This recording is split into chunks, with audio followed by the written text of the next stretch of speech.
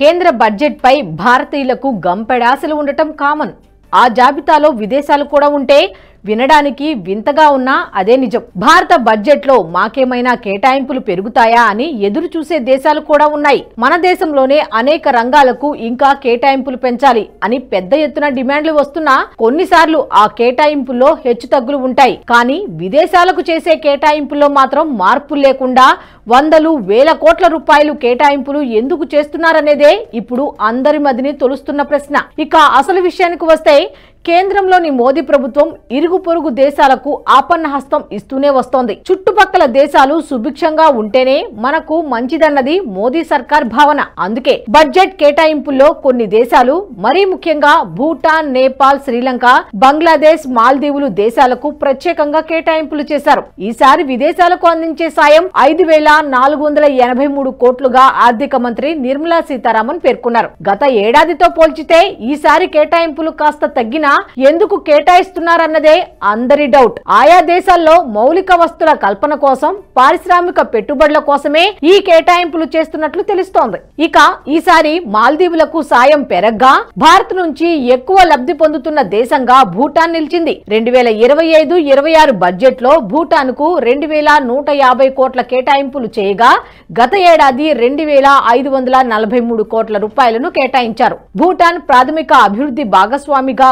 భారత్ ఉండటంతోనే ఈ నిధులను సాయంగా అందిస్తున్నారు. మౌలిక సదుపాయాలు, జల విద్యుత్ ప్రాజెక్టులు తదితర రంగాల్లో భారత పెట్టుబడులు కొనసాగుతున్నాయి. ఇక మాల్దీవులకు భారత ఆర్థిక సాయం 470 కోట్ల నుంచి 600 కోట్లకు పెరిగింది. గతంలో ఇరు దేశాల మధ్య ఉద్రిక్త పరిస్థితులు చోటు చేసుకోగా భారత్ తో సంబంధాలను పునరుద్ధరించుకోవడానికి మాలే ప్రయత్నిస్తున్న సమయంలో కేటాయింపులు పెరిగాయి.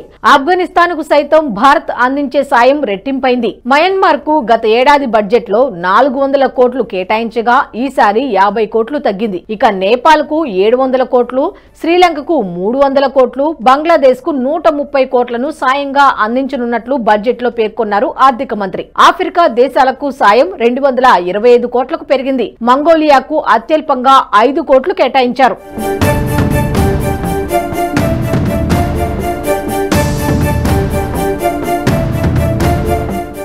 భారత విదేశాంగ శాఖ ద్వారా విదేశాలకు సాయం అందించడం చాలా కాలంగా జరుగుతోంది. వీటిలో వ్యూహాత్మకంగా మనకు ముఖ్యమైన దేశాలకు ప్రాధాన్యం ఇస్తారు. బడ్జెట్ లో కేటాయించే నిధులను ఆయా దేశాల్లో అభివృద్ధి ప్రాజెక్టులకు కేటాయిస్తుంటారు. ప్రాంతీయ అనుసంధానత, సహకారం, స్థిరత్వాన్ని ప్రోత్సహించడానికి భారత్ నైబర్హుడ్ ఫస్ట్ పాలసీని అనుసరిస్తోంది. తాజాగా బడ్జెట్ లో విదేశాంగ శాఖకు మొత్తంగా 20,516 కోట్లు కేటాయించగా ఇందులో వివిధ దేశాలకు సహాయం చేసే 5,483 కోట్లుగా ఉంది. భారత్ కు అత్యంత సన్నిహిత మిత్రదేశమైన భూటాన్ కు విదేశీ సాయంలో కేంద్రం అధిక నిధులను కేటాయించింది.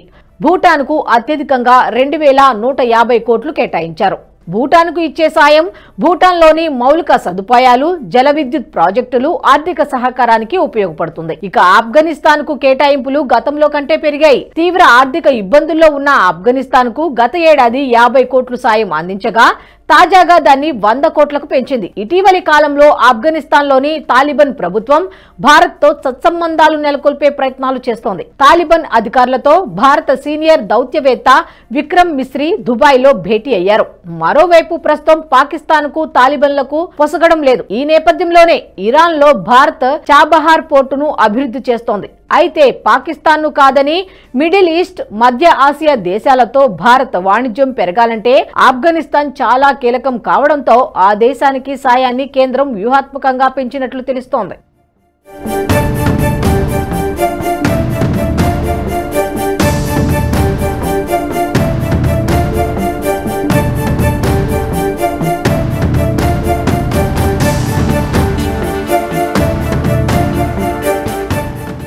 ఇక మరోవైపు బడ్జెట్ కేటాయింపులపై ప్రధానమంత్రి నరేంద్ర మోదీ స్పందిస్తూ భారత్ అభివృద్ధి ప్రయాణంలో బడ్జెట్ ప్రవేశపెట్టిన రోజు అత్యంత ముఖ్యమైనదని కొనియాడారు. బడ్జెట్ ద్వారా అనేక రంగాల్లో యువతకు కొత్త అవకాశాలు లభిస్తాయని, సామాన్యులే వికసిత్ భారత్ మిషన్ ను ముందుకు తీసుకువెళ్లేలా ఈ బడ్జెట్ తోడ్పడుతుందన్నారు. సాధారణంగా ప్రభుత్వ ఖజానాను ఎలా నింపాలన్న దానిపై బడ్జెట్ ఫోకస్ ఉంటుందని, కానీ ఈ బడ్జెట్ సామాన్యుల జేబులు ఎలా నింపాలన్న దానిపై దృష్టి పెట్టి రూపొందించిందని స్పష్టం చేశారు. పేర్కొన్నారు. అణు ఇంధన రంగంలో ప్రైవేటు పెట్టుబడులకు తలుపులు తెరవడం లాంటి చర్యలు ఈ బడ్జెట్ లో తీసుకువచ్చిన గొప్ప సంస్కరణలు అని ప్రధాని మోదీ కొనియాడారు.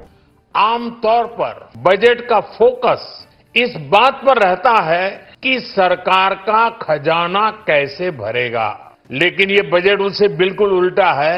लेकिन ये बजट देश के नागरिकों की जेब कैसे भरेगी, देश के नागरिकों की बचत कैसे बढ़ेगी और देश के नागरिक विकास के भागीदार कैसे बनेंगे, ये बजट इसकी एक बहुत मजबूत नींव रखता है। साथियों, इस बजट में रिफॉर्म की दिशा में महत्वपूर्ण कदम उठाए गए हैं। न्यूक्लियर एनर्जी में प्राइवेट सेक्टर को बढ़ावा देने का निर्णय बहुत ही ऐतिहासिक है। ये आने वाले समय में सिविल न्यूक्लियर एनर्जी का बड़ा योगदान देश के विकास में सुनिश्चित करेगा। बजट में रोजगार के सभी क्षेत्रों को हर प्रकार से प्राथमिकता दी गई है, लेकिन मैं दो चीजों पर ध्यान आकर्षित करना चाहूंगा।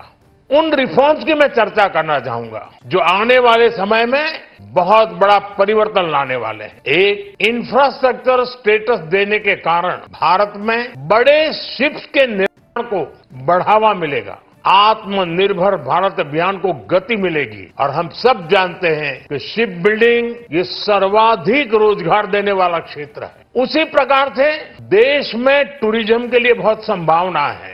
महत्वपूर्ण 50 टूरिस्ट डेस्टिनेशन, वहां पर जो होटल्स बनाएंगे उस होटल को पहली बार इंफ्रास्ट्रक्चर के दायरे में लाकर टूरिज्म पर बहुत बल दिया है। इससे हॉस्पिटैलिटी सेक्टर को, जो रोजगार का बहुत बड़ा क्षेत्र है, और टूरिज्म जो रोजगार का सबसे बड़ा क्षेत्र है, एक प्रकार से चारों तरफ रोजगार के अवसर पैदा करने वाला एक क्षेत्र को ऊर्जा देने वाला काम करेगा। కేంద్ర బడ్జెట్ లో వేతన జీవులకు ఆదాయ పన్ను విషయంలో కేంద్ర ప్రభుత్వం భారీ మార్పులు తీసుకువచ్చింది. కొత్త పన్ను విధానంలో వేతన జీవులకు 12 లక్షల వరకు పన్ను మినహాయించడంతో పాటు పాత విధానంలోనూ స్లాబులు మార్చి పన్ను తగ్గించారు. దీంతో ఈ బడ్జెట్ ప్రజల చేతిలో మిగులు ధనం ఉండేందుకు దోహదం చేస్తుందన్న వాదన వినిపిస్తోంది.